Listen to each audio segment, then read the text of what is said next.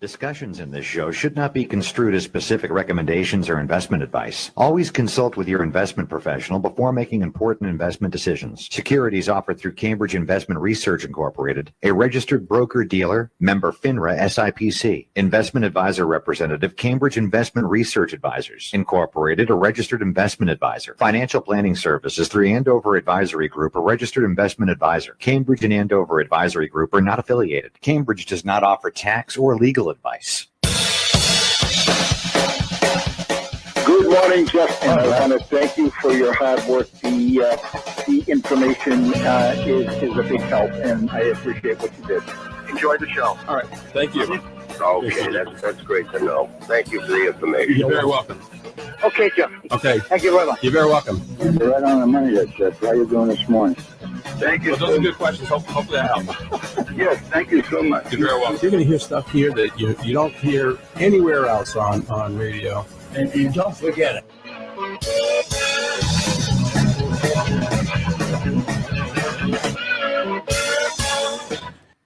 Welcome to another edition of Talk Money. Thanks for tuning in. For those of you who may be visiting for the first time, let me introduce myself. My name is Jeffrey Shank. I'm a chartered financial consultant, owner of Andover Advisory Group, a registered investment advisor, which was founded in 1996 with one goal in mind, and that was to provide objective financial advice. Here on Talk Money, we do the show once a week. Our goal is to ultimately improve your money IQ. And we do that by providing some tips, some financial tips, information about the markets, and also what's going on with regard to taxes and other areas. And so we are happy that you took the time to join us today, and hopefully we'll be able to give you some information that will some actionable information that will help you to improve your personal financial situation. So Lou, we're at the end of the pandemic, and we were. Are we? We're discussing that. We're getting close to the end of the pandemic, and throughout, I think there were 4 weeks or so that we did a remote. Or we did the show remotely, and yeah. Here we are. I've forgotten because you were one of the soldiers. You just came in every week. I had a couple of people who just came in every week and did the show. Yeah. As long as I had my mask on, I tested my temperature was okay. Yeah, we tested temperature here in the building, and yeah, we did it. We did it safely. I'm not saying that we were taking a lot of risks. Yeah, you and I sat in different rooms and separated by a very thick glass. Yes. The virus wasn't getting through. Nope. No, we were good. We were responsible individuals. And here we are doing a remote. Yep. Well, thank you for doing this, because schedule got screwed up today, so it's much more convenient for me to do the show here remotely. Listen, one of your financial tips: not to buy artwork, because you got to put something on the walls, Jeff. Picture of something. I do have a print. You can't see it. It's looking kind of sparse there. And I do have some prints, photo prints from the archives at the city of Lawrence. Oh, I see. And they're really interesting. And someday maybe I'll take some photos and we'll go through them. Okay. Because when I first moved in here, one of the things I wanted to do was to put up some stuff, because I saw some prints on the walls here at the Riverwalk. Yeah. And I said, I want to do that inside my office. And but the thing that I noticed was that a lot of the photographs were of the building itself and building the building, and it was the structure. And I thought about it, and I said, without the people, that's right. You need some photos of people. Yeah, exactly. And so what I wanted photographs of people. So that's what I have in here, is just photographs, and they're actually from the 1920s, I think, of this particular building. And for I had sent somebody over to the archives to do some research and try to pick some stuff. And Who did you send over to that? it We'll was talk later. I think it was Debbie. Yeah. I think Debbie. Yeah. And so she kept coming back with these, with these photographs, and I kept saying, that's not this building. And she would go back and they'd say, what is he talking about? And she'd pull some more out and come back. And I said, oh, that's not this building.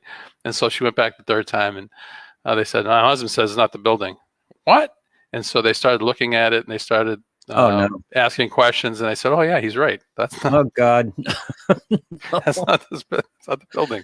For those who don't know, Andover Advisory Group is at the Riverwalk in Lawrence, which is a beautifully renovated, enormous industrial mill complex there with a lot of rich history, and so there's a lot of history from when it was a mill building, actually, and it's a gorgeous building, really nicely brought back to life, and it's enormous. And we were one of the first tenants here on the third floor as it was being renovated. Yeah. At some point I'll show you some of those photos. Kind of interesting. I like it. Hey, so I wanted to talk about the last quarter and about how the markets have performed year to date first, and then later on I want to talk a little bit about inflation, Lou, because that has become a concern for obvious reasons. And then we've got this week's Talk Money tip, and it's all about Social Security and claiming a benefit on your spouse's record, because there were some changes that were made for those people who are eligible for retirement benefits who have reached full retirement age. Right. And you used to be able to claim your spouse's benefit instead of your own and allow your own benefit to grow. Sure. Yeah. Because there are delayed retirement credits that are available. And they changed that rule. But there are some exceptions, and I want to talk about one of those exceptions. So before we get to all that, let's just take a look at what happened so far this year in the markets. And I think we've got a slide to look at. And so if you take a look at the major indexes, the Dow Jones Industrial Average, the NASDAQ, and the S&P 500, all of them, year to date anyway, have performed, I would say, exceptionally well, all things considered, and in the 13 to 14% range. And for the month of June, you can see the Dow Jones Industrial Average actually fell slightly, and the NASDAQ and the S&P 500 were up in the month of June. And for the quarter, pretty nice gains, also anywhere from 5 to 9.5% on the NASDAQ.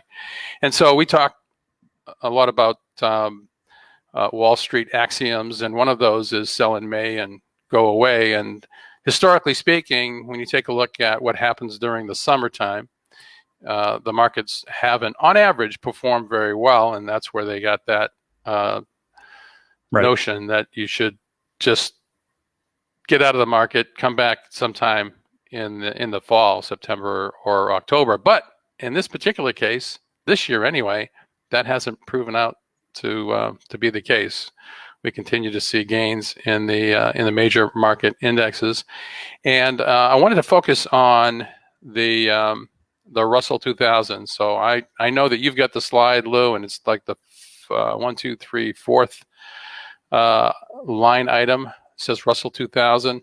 Yep. And that has actually performed the best of all of those sectors of the market. And when I say sectors, the Dow Jones Industrial Average, that represents 30 industrial stocks. The NASDAQ is about 100, mostly technology stocks. The S&P 500, as it suggests, is a broader index of stocks. But the Russell 2000 is a subset of stocks in the U.S. stock market, and it represents the smaller companies. And so, as you can see, the what they call small cap stocks have actually outperformed the larger companies.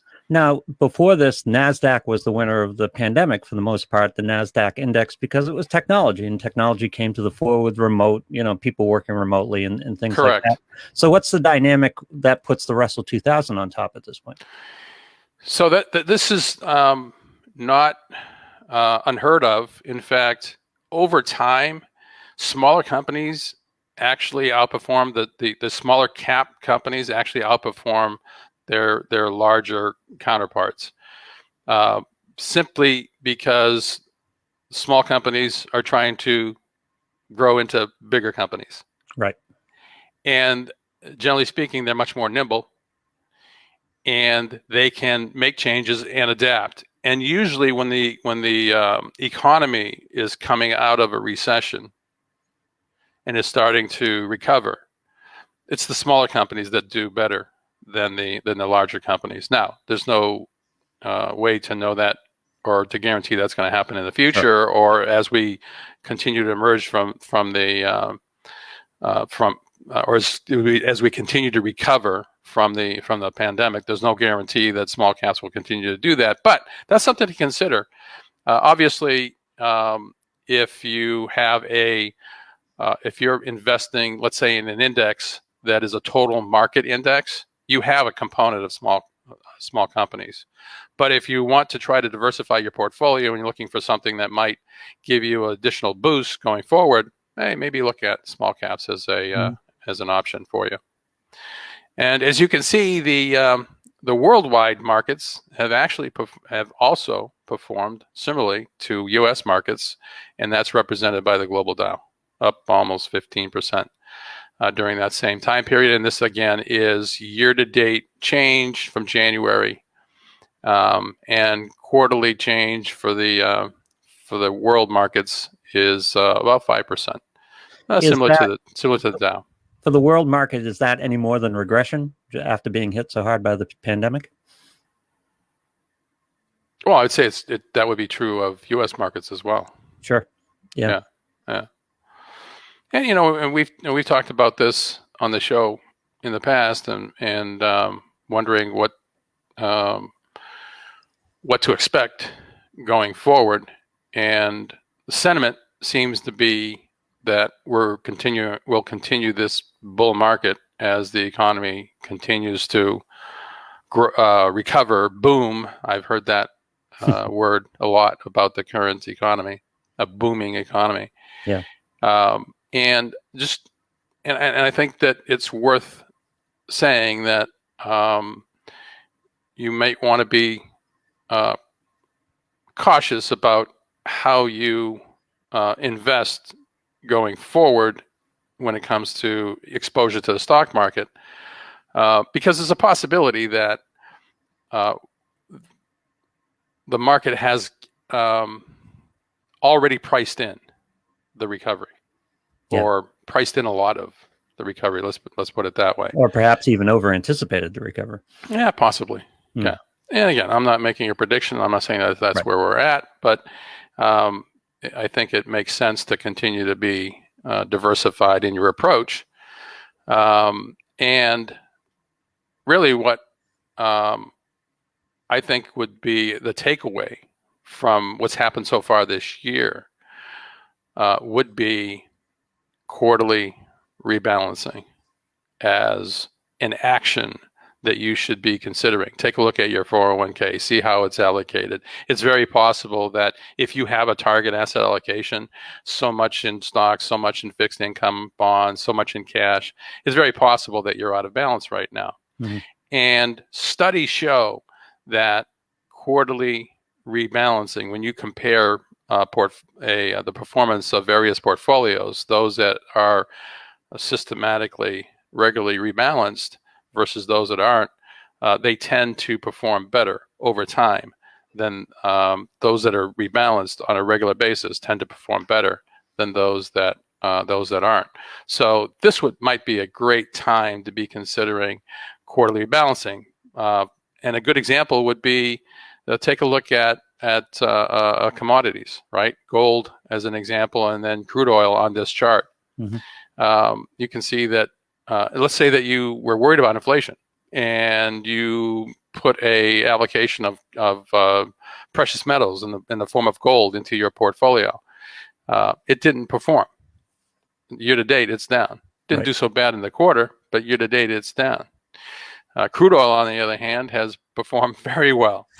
And so by rebalancing, what you're doing is you are naturally taking those investments that have performed well, cutting them back, and taking the resulting cash and redeploying it in areas, asset classes that perhaps haven't done as well.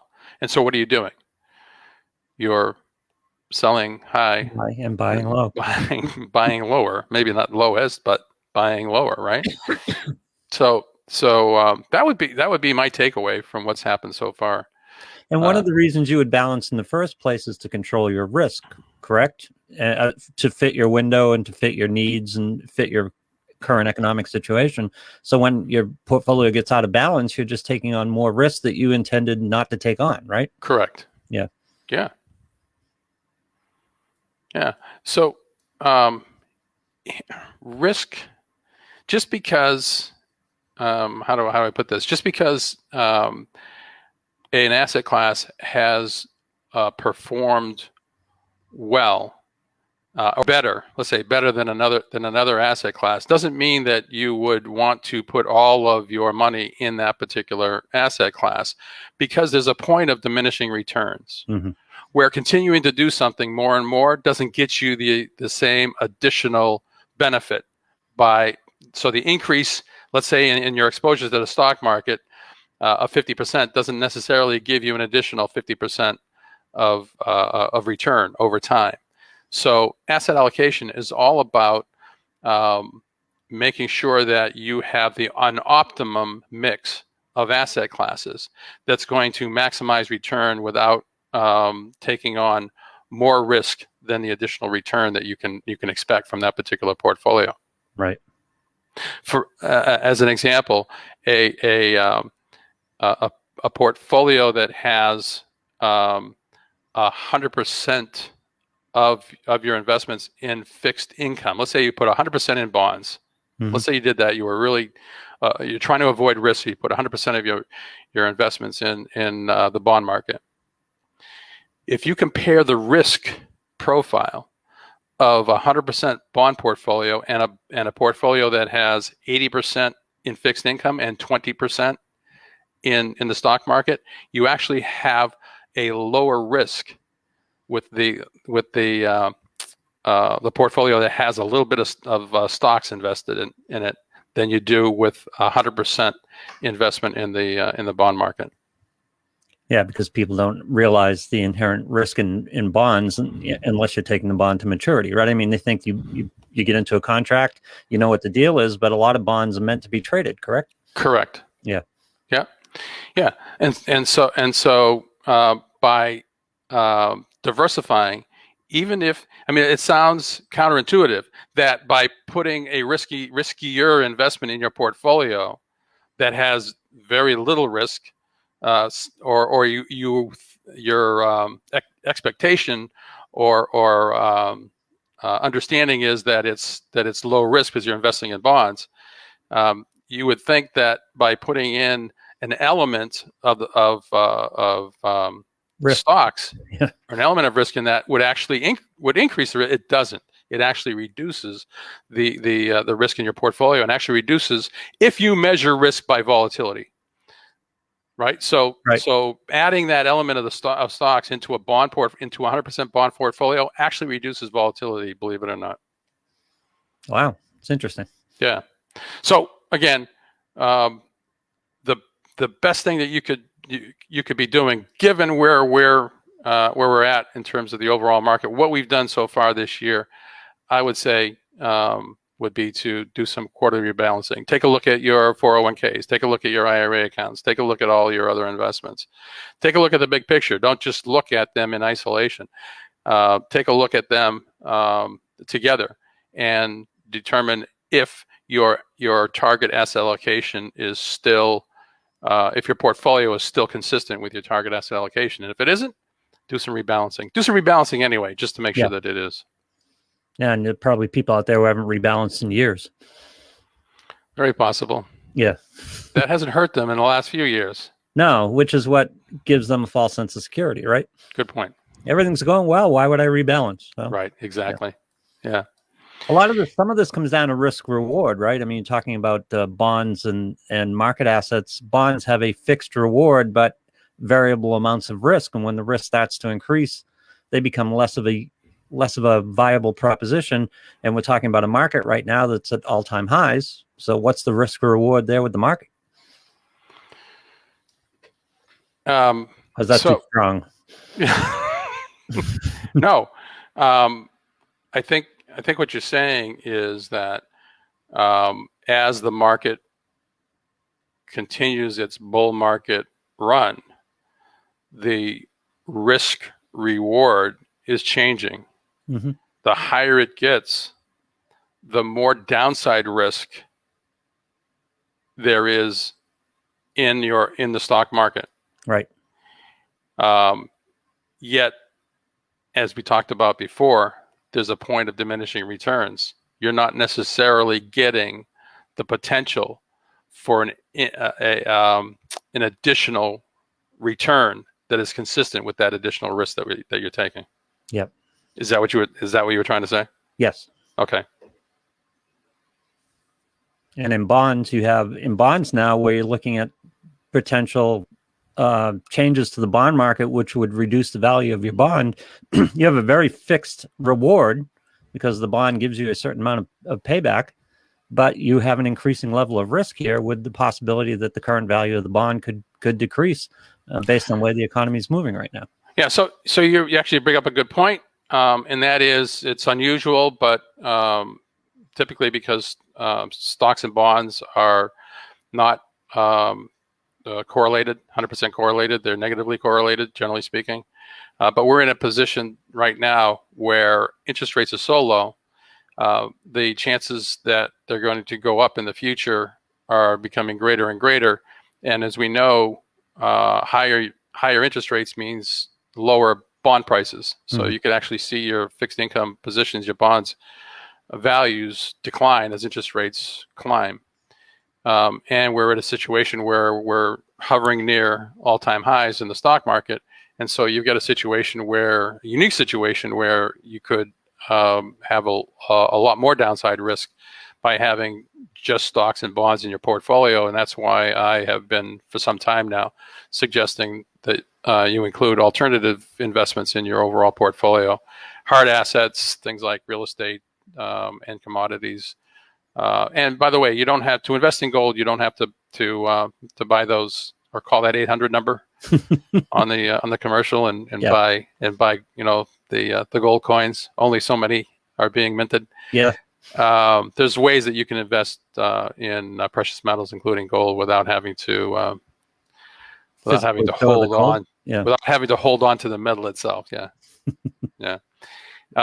But speaking of bonds on our chart, I don't know, is it still up, Lou? I can get it. Yep, there we go. Okay.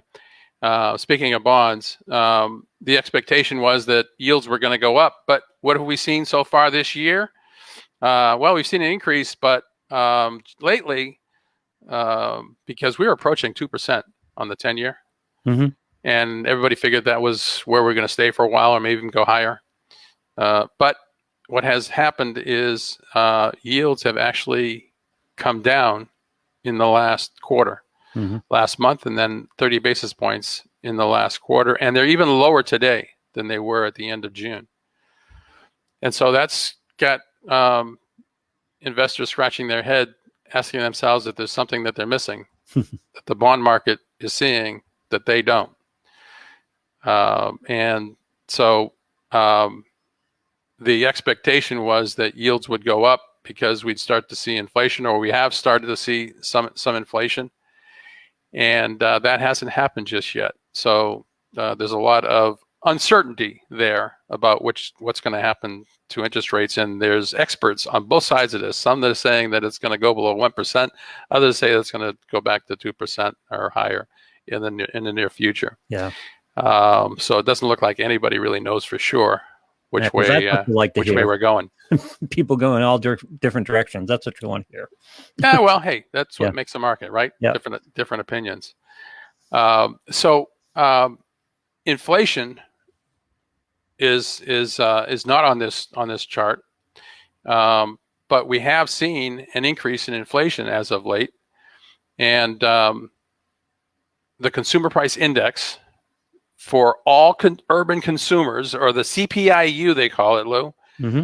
often called headline inflation, rose at an annual rate of 5% Wow. in May. Oh God. So that was the 12-month change Yep. year over year in the month of May, and that is the biggest increase since August of 2008. And so a lot of people are concerned about that. The Federal Reserve is there's a lot of experts out there that are saying it's transitory. Mm-hmm. And so what I thought we'd do today is talk a little bit about inflation and what has happened recently and why it is possible that it is just short term. So let's take a break, Lou, and when we come back, we're going to talk a little bit about inflation and get into some of the details. And I think this will be a good information for you just to understand where we are in terms of inflation, if it is something that you're concerned about. So stay with us. We'll be right back.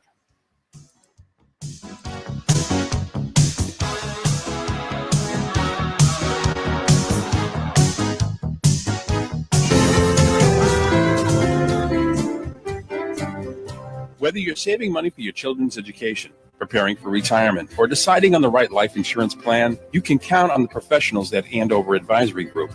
Established in 1996, our company is responsible for providing financial planning services to individuals seeking sound financial advice. We create a comprehensive financial plan that serves as a framework for organizing the pieces of your financial life so that you can focus on your goals and understand what it takes to reach them. And a financial plan can help you prioritize. For example, how saving for college might impact your ability to save for your retirement. Having a clear perspective will allow you to pick the right strategies and confidently choose suitable products and services. Best of all, you'll have the peace of mind that comes from knowing that your financial life is on track. Call us at 978-691-5005 to book your free initial consultation. That's 978-691-5005. Hi, this is Jeffrey Shank, a chartered financial consultant and the host of the Talk Money Show. I've been helping my clients for more than 30 years, and now I'm going to help you. Join us to learn about the financial issues that concern you the most. You'll hear from the experts on a range of topics, get some great ideas, and it's all designed to help you make more out of your money. So tune in to Talk Money right here on Eagle News Radio.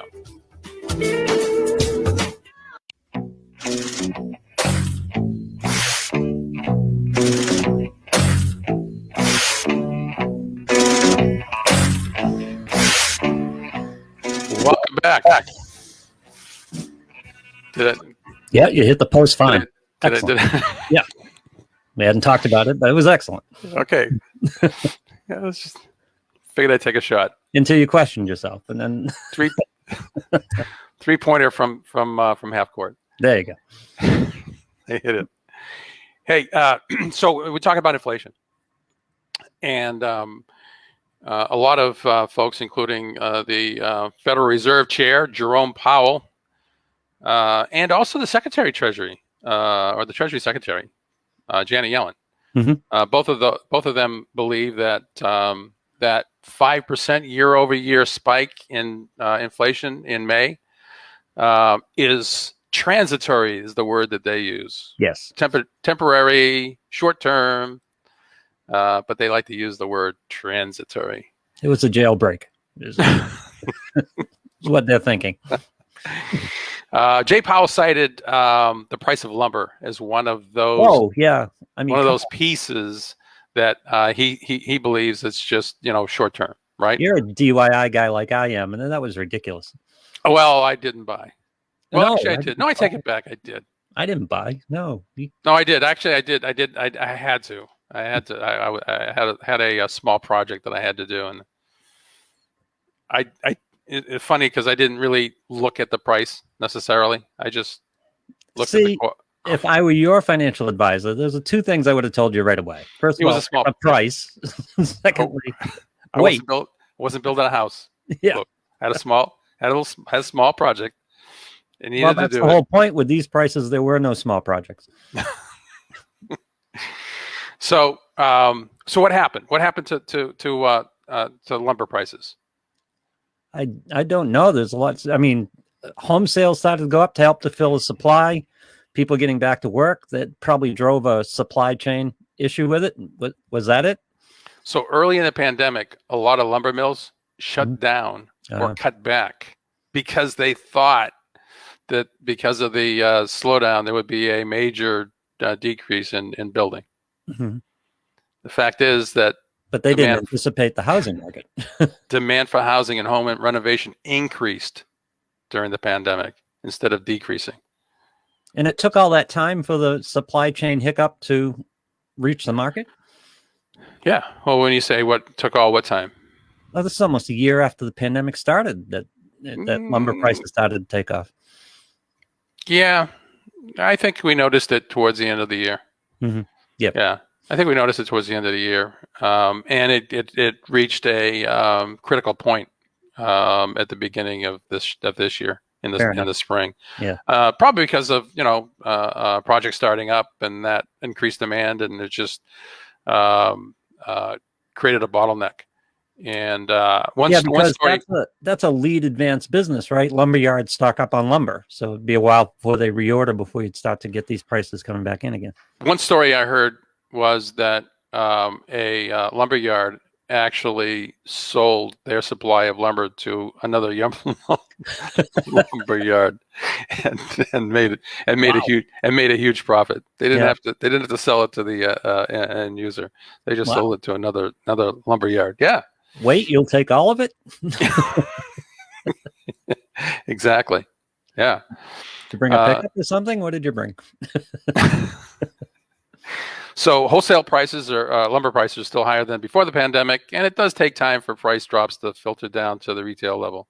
But it's clear that the extreme inflation was transitory and is starting to be reversed anyway in the area of lumber.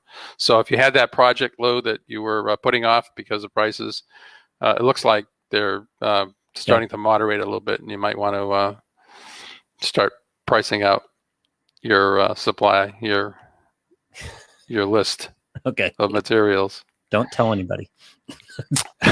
Okay. Another example is cars and chips. Yeah. The demand for used car and truck prices skyrocketed almost 30% over the last 12 months and represent a substantial portion of the overall increase, that 5% spike. Yeah. Used vehicles are difficult to find, and mostly because fewer cars are being built, new cars. Right. And there's also, and the reason for that is primarily a shortage of computer chips. Did you know that a single car has 1,000 computer chips in it? Oh my God, no. Wow. Yeah. So auto manufacturers are forced to close their factories early in the pandemic, and new vehicle sales plummeted. And so the chip manufacturers shifted from producing chips for cars to producing chips for high demand consumer electronics such as webcams, phones, and laptops. So it takes a while to reconfigure the foundry, I guess. And so when the demand for vehicles rose, the manufacturers couldn't keep up with it because they couldn't get enough new chips to put in those cars. So that again apparently has starting to moderate. The chip shortage is expected to reduce global auto auto production by 3.9 million vehicles in 2021, a drop of 4.6%. And unlike lumber, the chip shortage may take some time to resolve, though. Yeah. Because chip manufacturing is a long, multi-step process, and most chips are manufactured, believe it or not, outside the United States. Oh no, really? Yeah. Yes, they are. So that is two areas that have contributed significantly to the increase in inflation, and you can see that both of those might be considered transitory because they're already starting to moderate, and it's just a matter of time before the producers of the raw materials, the chips, and that sort of thing get back and start manufacturing in a way that keeps up with the demand.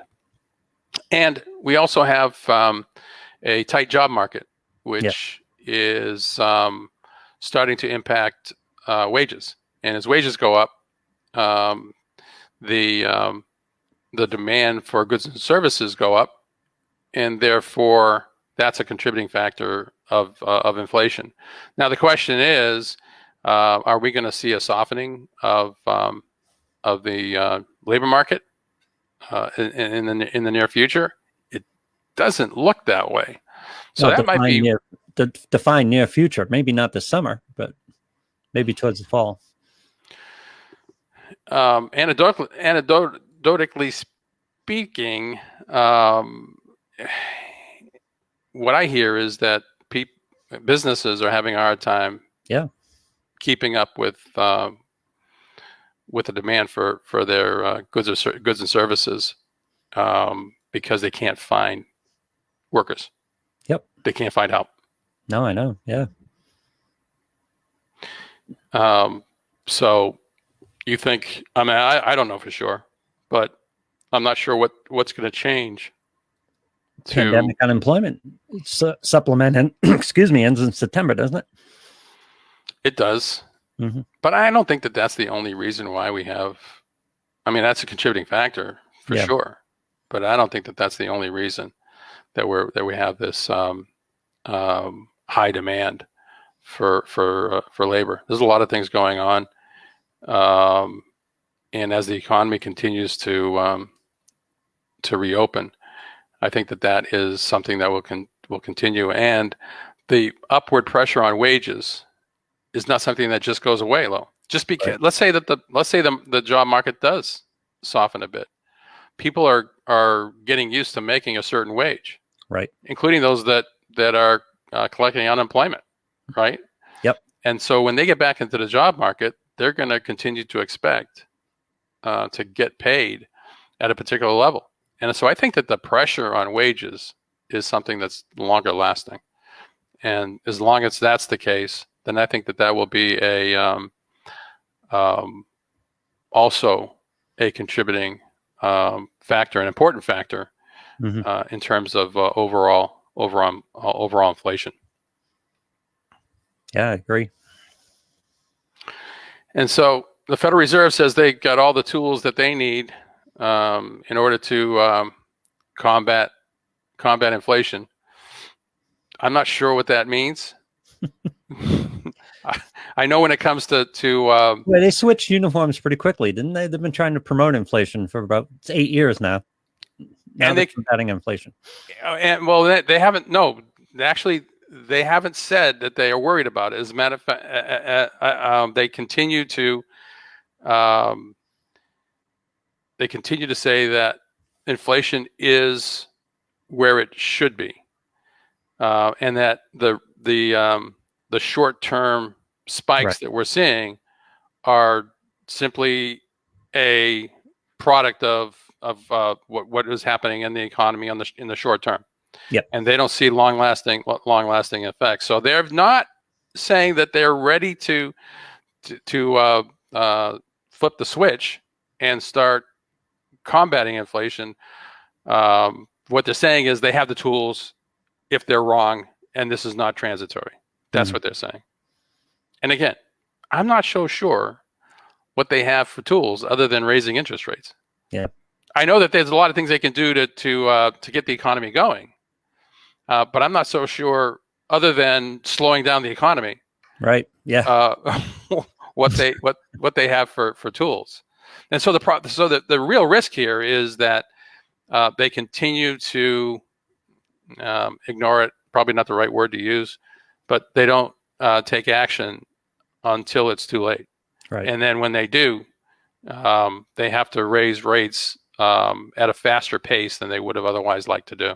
And that could have a real negative effect on economic growth. Yeah, well, that was the whole spike in March was pretty startling to people. It got everyone talking for a whole month about inflation and worrying about inflation. So that would be good news if it was a transitory spike. Well, I'm giving you all the reasons that the experts say that it is transitory. I don't know for sure.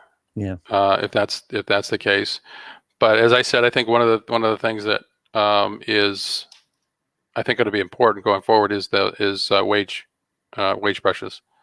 Yeah. So, and those don't seem, as you said, and it makes sense. That's nothing you can look for a big waning of that. That's going to continue for the foreseeable future, you would think. Yes. Energy prices are so. going to continue at this rate or possibly higher going forward. Taxes are going to increase. I mean, a lot of things going on. Focus on wages. Yeah. Focus on wages. I think that's going to be the key. Mm-hmm. Is what happens to wages. As long as there's upward pressure on wages, I think that's going to have a big effect on inflation. And there are some good things that come out of higher inflation, and that if you're retired, you're on Social Security. Yeah. Come October, you should be rooting for higher inflation, because if we have a high inflation rate come October, that's when they calculate the increase in your benefits, your retirement benefits for Social Security. Who determines the benefit? Is that the trust? So it's based on a legal formula. Oh, statutory formula that takes a look at CPI. It's all based on CPI. They've talked about using some different measures, because there are different measures of inflation. And they talked about using some different measures, but they haven't instituted that just yet. So it's all based on the CPI. So whatever the CPI is come October, that's when that's how they calculate the increase for the following year. Interesting. Yeah. So we'll revisit this come October. Yeah. No discretion. I like it. Until they decide to change it. Until they decide to change it. Until Correct. They create space for discretion. Exactly. Yeah. Yeah. Remember what happened? I mean, in the 70s, the CPI was and the increase in Social Security benefits was absolutely incredible. They did make a minor adjustment. I forget what it was back then to moderate some of that. But it would. That's one of the benefits of higher inflation, is those for people who are on Social Security. Of course, it's very possible they're paying more for their daily expenses. Yep. Because of inflation. Who knows if it's enough to offset that? But we haven't seen a high inflation rate. We haven't seen big increases in Social Security in the longest time. So actually, look forward to seeing some of my clients get a little boost in their Social Security benefits. And then we'll get the trustees report afterwards, after a 5% increase, perhaps, and see what the numbers look like then. See what the numbers look like then. Yeah. Hey, so speaking of Social Security, there used to be able to, for husband and wife, used to be able to file a claim for retirement benefits if they had reached full retirement age, and do that solely based on their spouse's record. Mm-hmm. Now, why would you do that? Well, because it actually could benefit both you and your spouse because of what they call delayed retirement credits. But they made a change that phased that out. And if you're over a certain age now, you can't do that anymore.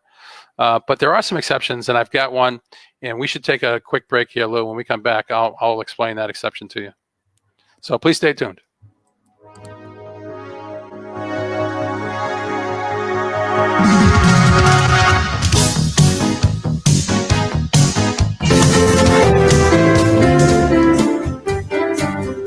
Whether you're saving money for your children's education, preparing for retirement, or deciding on the right life insurance plan, you can count on the professionals at Andover Advisory Group. Established in 1996, our company is responsible for providing financial planning services to individuals seeking sound financial advice. We create a comprehensive financial plan that serves as a framework for organizing the pieces of your financial life so that you can focus on your goals and understand what it takes to reach them. And a financial plan can help you prioritize. For example, how saving for college might impact your ability to save for your retirement. Having a clear perspective will allow you to pick the right strategies and confidently choose suitable products and services.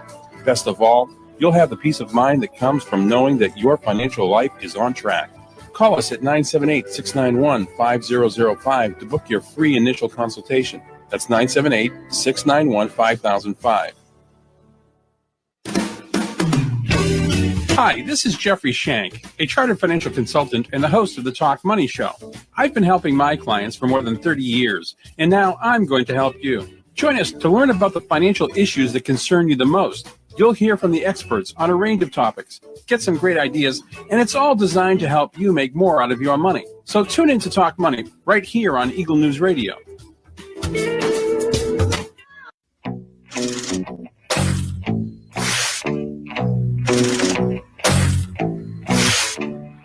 Welcome back. How'd I do? You did great. We're back. As good as good. You see yourself Good talking. It's basically the. Hey, so Lou, it is called. Hey, before I move on here, I should mention that if you want to get in touch with me after the show, please call the toll-free number. It's at the top of the screen, 877-475-2062. Or you can send me an email message, jeff@talkmoneyradio.com, or just send us a message through the Facebook page. You can ask a question. We'd be glad to answer, or have a topic that you want us to discuss on the show. Feel free. Or if you want to set up an initial meeting, as you can tell, we are set up to do that remotely. So it doesn't matter where you are or what time of day, for that matter. We can get together and talk about your financial situation and see if we can help. There is no cost and no obligation for that initial meeting. Hey, so and I will not be in on the meeting, so it'll be just you and. So I don't. We won't. You. We won't see your avatar. No, if you ask, I might be able to make an appearance, but I don't know why anyone would do that. It's known as deemed filing, Lou. Yes. If you turn this is specific to Social Security benefits. If you turn 62 before January 2nd, 2016, and you are eligible for benefits both as a retired worker and as a spouse, in the first month you want your benefits to begin, and you are not full retirement age, you must apply for both benefits, known as deemed filing. It's called deemed filing. So when you apply for benefits, retirement benefits, right, and you are married and you're eligible for benefits both for your spouse and yourself, you are deemed filing for both benefits. You used to be able to file what was known as a restricted application. Restricted application would allow you to claim benefits just on your spouse's record. Now, why would you do that? So that you can delay getting your benefit. So you could delay getting your benefit and take advantage of what they call delayed credits. So you would file for benefits on your spouse's record. You would collect that benefit yourself, and then your benefit would continue to grow because of delayed credits until age 70. And then you could turn on your benefits, maximizing the overall amount of Social Security that you could collect between both your spouse and yourself. But they made a change. They made a change and they said, hey, sorry, you can't do that anymore. They considered that a loophole, believe it or not. Yeah. And they closed that loophole. So now your only option is a deemed filing. And they say that, hey, you got to apply for both at the same time, and you figure out which is better. Obviously, if your income over the years has been higher than your spouse's, then your benefit would be higher, and you would get your benefit versus your spouse's benefit. However, there is an exception. There are exceptions to this rule, and one of those is if you are a survivor, your spouse has passed away. Uh-huh. If your spouse has passed away, deemed filing does not apply. You can actually apply for benefits on your deceased spouse's record, allowing your benefits to grow because of delayed retirement credits. Mm-hmm. So let me give you an example. Jenny, 62-year-old widow. She's eligible for retirement benefits based on her work history. And she's also eligible for survivor benefits based on her deceased husband's record. She starts her survivor benefits this year and only applies for widow benefits. She doesn't start her own retirement benefit, allowing it to grow. At age 70, she starts her own increased retirement benefit, which she'll receive for the rest of her life. Mm-hmm. And that can be a significant increase in those benefits. So what you would do when you apply for benefits is just make sure that Social Security Administration knows that you are filing for benefits on your deceased spouse's record, and you want to file a restricted application, restricting it to just those survivor benefits that you're entitled to on your spouse's record. Mm-hmm. And there are some other things that you can still do with regard to Social Security in order to maximize it, and it does get a little complex. And one of the questions that I get all the time is, should I be applying for benefits now that I'm age 62, or should I wait until I'm full retirement age, or should I wait until I'm 70 in order to delay those, get those delayed credits? It really depends upon your situation. It does get a little complex, but there are ways that you can do some comparisons in order to figure out what is the best approach for you. And that's one of the things that we can do, and we can do that in an initial consultation if that's your primary focus. You're getting close to full retirement age, and you want to figure out what's the best way to do that. We can sit down and run some numbers for you and figure out what it would be the best solution for you. And everybody's situation is different. It's not Right. It's not the same for everybody. So it does make sense to do some projections and do some comparisons and see which form of claiming or at what point claiming your retirement benefits and how to claim those is best for your individual circumstances.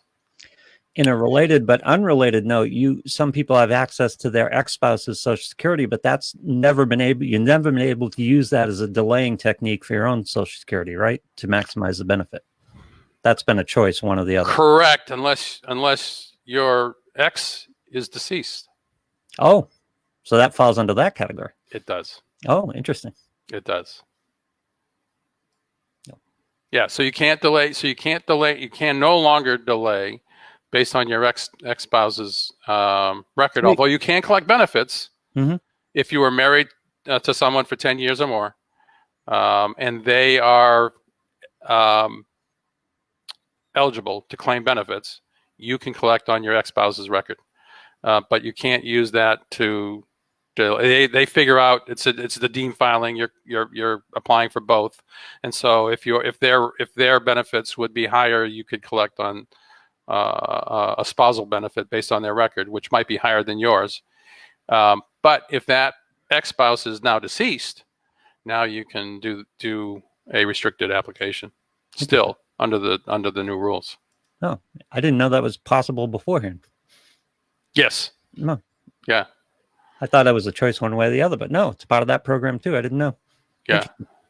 I would let things happen naturally. I wouldn't force. I was going to say it's incentivizing something. We may not want to incentivize, but I'm glad you brought it up and I didn't.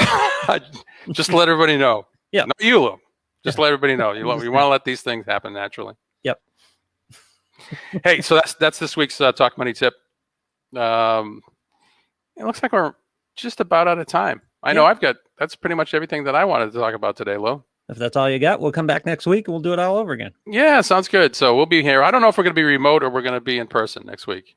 Well, we have the option now that we've figured this out. I'm going to watch the tape and see how it looked. I might. You got to get some paintings before, or some artwork. We have to get some artwork. Something like that. Get a background. Yep. Is that what you're saying?